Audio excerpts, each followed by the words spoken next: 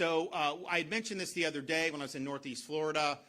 We sent out the request, the RFP for Blanding. I think that there are a number of people that submitted bids.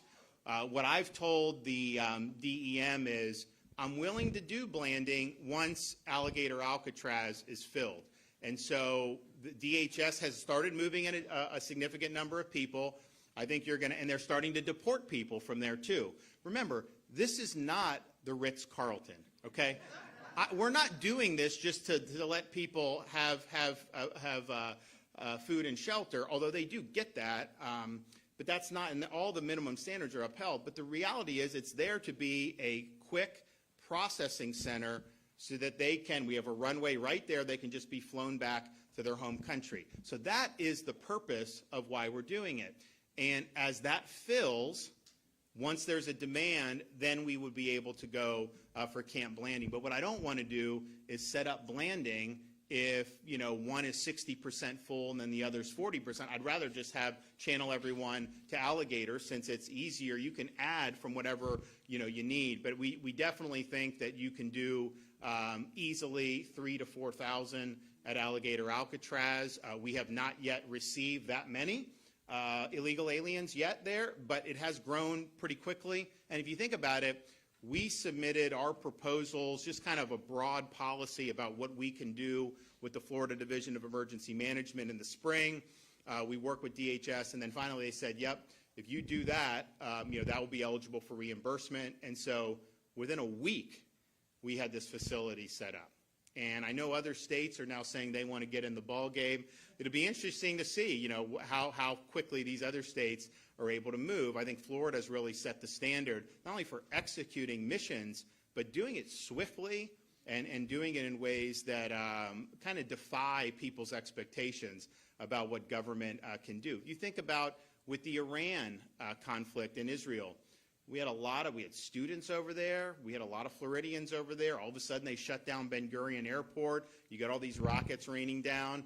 We turned the switch, and we executed rescue missions, and we brought back, I think we got like 1,500 people out of Israel on boat. We fly people to Florida. We did all this stuff in record time, and we were the only state in the game on that. Now, granted, you know, I'm not saying that every state has the same connections that Florida does in terms of our population and people that go over there or study over there. So I'm not saying every state should have done exactly what we did, but we were the ones in the game, and we were able to bring a lot of people back home to safety. So that's just what we do. Blanding can be turned on very quickly. I know they'll award the bids once we make that decision, but I don't want to set up a new infrastructure until, and look, this may happen in a matter of a week or two, right? I mean, it's possible. We also have different ways we can do Blanding. We can use existing infrastructure there, which would not give us as big of a footprint, so we would end up having, you know, some illegals, but we wouldn't be able to house like 2,000 or 3,000 if the existing footprint. If we build out from there with the temporary structures, that's when you can get to 2,000 or 3,000. So we'll make those decisions based on the facts on the ground.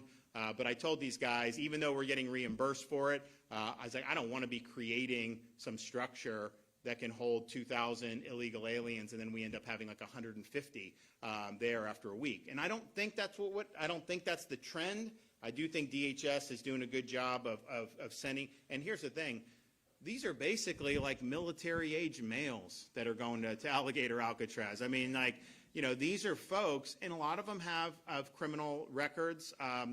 But that's what's happening here, and I think it's been very effective. Now, I would note kind of like, you know, the Democratic Party in this state, such that it still exists in this state, they really, I mean, honestly, like, if I had to say, like, what I, as a Republican governor, would want you guys to focus on that would benefit us, I would tell them try to kick up a storm about Alligator Alcatraz.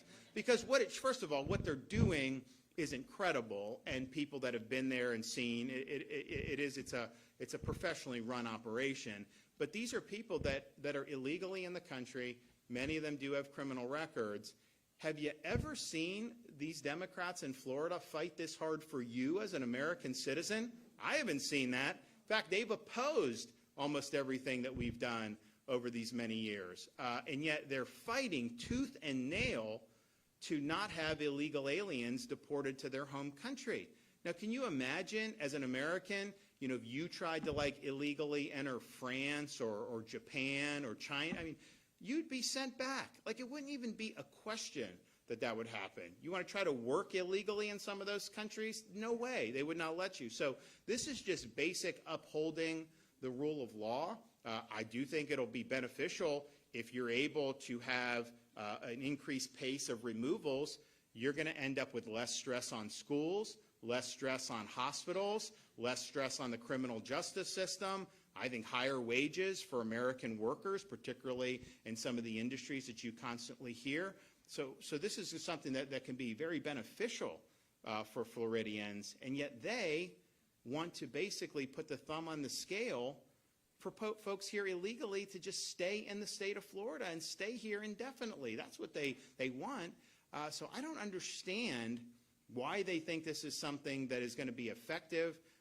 There's so many things that Floridians care about. Why don't you fight for Florida citizens? Why are you fighting for foreign nationals that came into the country illegally? It just doesn't make sense to me. One thing I do want to mention, we were at out in Hendry County yesterday. So this is further south than the Tampa Bay area. But we launched major Everglades restoration, and it's the largest restoration in all of America, maybe in the world. And there's a lot of different components to it. But one of the things that we've had to do is construct reservoirs on each side of Lake Okeechobee. I mean, Army Corps, when that lake goes, they spew the water out into the rivers. It creates problems.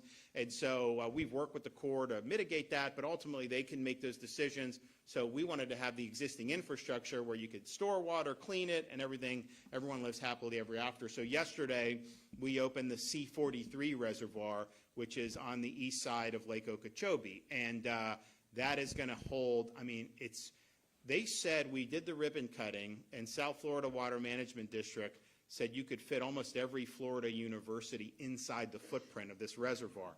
It's just a massive reservoir. So that's going to be something that's going to be very good. And basically what we've tried to do is just restore the natural hydrology to the state of Florida, which means water moving further south through the Everglades into Florida Bay. And there's just a lot that goes into that.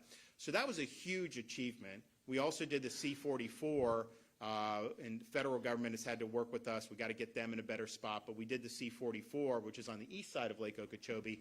Now we have this massive reservoir south of Lake Okeechobee, and we did our part in that ahead of schedule. The feds, Army Corps, are kind of doing what they're doing. But, working with the president, we have I